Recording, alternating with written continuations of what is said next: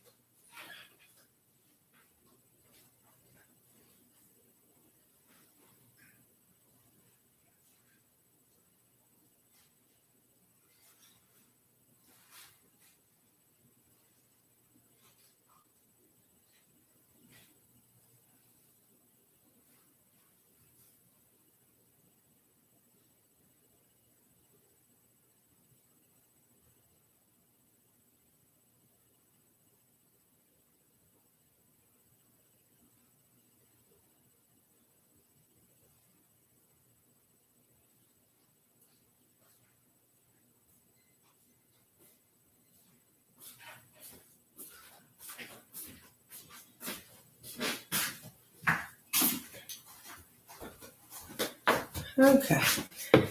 I actually was going to get a stand because I have to do these videos on my laptop. I had a digital camera and I got to locate it because when I started using the phone for a camera, I just stopped using the video camera.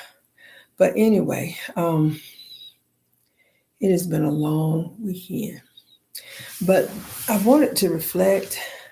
Um, I wanted to talk about family matters. I wanted to talk about family matters because I know that in my family, there's been a lot of partiality, there's been a lot of schisms, there's been a lot of division, there's been a lot of grudges. And I know God is not satisfied with that.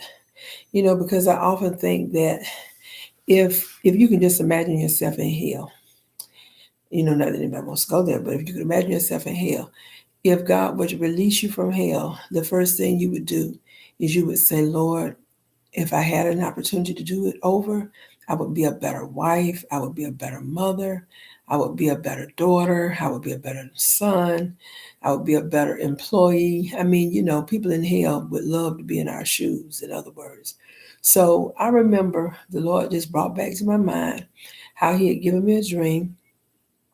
And He told me, He said that I was living holy. He said, but I had some ways that He was not pleased with. And at the time, I was very bitter because I had just gone through a job loss.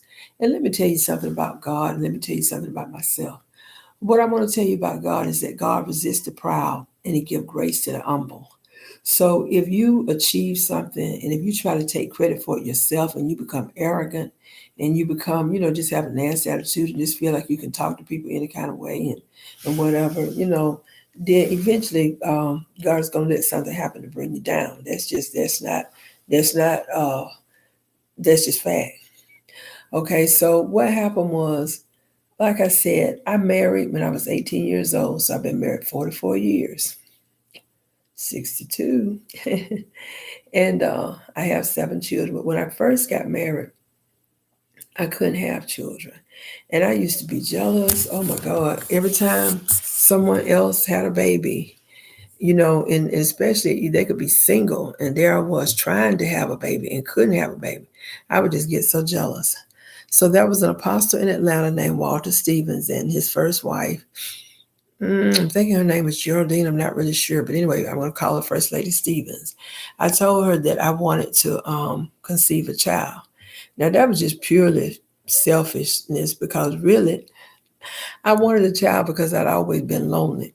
Didn't really know anything about housekeeping or whatever like that because you got to remember I was valedictorian of Manchester High in 1975, but I didn't have a whole lot of confidence. So anyway, I had my first child.